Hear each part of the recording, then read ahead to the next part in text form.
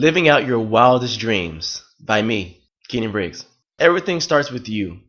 When you decide that you want something, that something becomes a goal. In this situation, we're going to call it a desire. A desire is anything that you want to become yours or to do or to experience. Basically, you want this thing, this noun, to happen in your life. So first things first, you have me or you. You get it, right? You think in your mind, you imagine yourself, and you have this want, this desire. This desire is you because you want to become or have or experience this desire. They become one. The way most people think, this is what I want to become, then they immediately separate them. Then they put in these situations or experiences. I'm going to use this by putting up the letter E. These are experiences that you must do in order to get to your desire. So now that we've separated ourselves from our desire, thing that we wanted, we now know in our mind there are logical steps that we must take in order to get to this desire.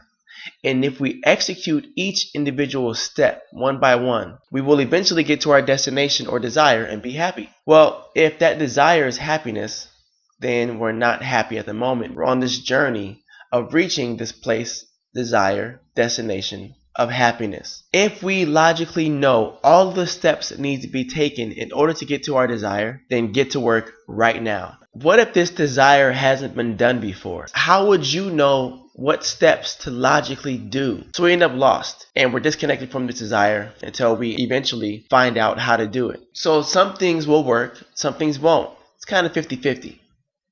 Here's how I see it. First, you set your desire. There's me, my desire.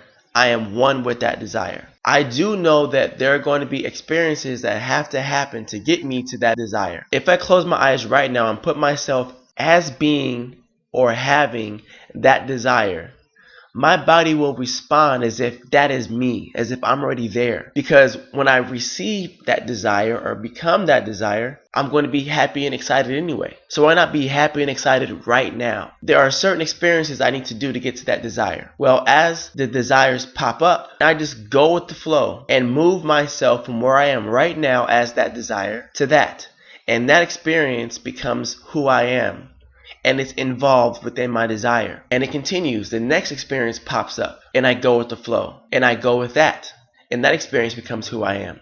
So all these experiences start to just pop up and I go with it. Then that overall experience becomes me, which is me living out my own desire. So when it comes to track and field goals, you got to be very, very specific. You want to start with your dream goals. Anything you can think of, anything, whatever your brain connects to, you write that down. And those are going to be your dream goals. They don't have to be this year, next year. It can be a lifetime goal, whatever it is. Write down the goals that are outside of the box. Then the very next thing you want to do is write down your season goals. The goals that you expect to happen this year. Be very specific. Don't just write down get better. Write down an exact number. Write down an exact time, a distance. Where are you going to be when you make these goals happen? Be very specific. The more detailed, the better. Then from there are your short-term goals. The short-term goals are very, very simple. They're just goals you do every day, every week that are in favor of your season goals. Now, you may not know exactly what it takes, but you know what you want to do today. And you want to accomplish that goal. And as you accomplish each and every goal every single day, you're going to have weekly goals that are accomplished. And the great thing about that is you're going to feel good about yourself and you're going to be in a rhythm. And as you're in this rhythm every day and every week, all of a sudden that accumulates to having your season goals accomplished. Now, if you miss any daily goals or weekly goals, it's okay. Just keep pushing forward. For some reason, if you happen to meet those goals or don't meet those goals in that season, it's okay. That now is going to move over to the next season. And keep doing what you do until you live out your dream desire or dream goal. Ryan Finney was one of my jumpers when I first started at Modern Day High School. I had them write down their dream goals. And in his dream goal, he wrote down he wanted to compete at Texas Christian University on a scholarship. At that time, he was only jumping 40 feet. He wrote down his season goals. He also wrote down his daily and weekly goals.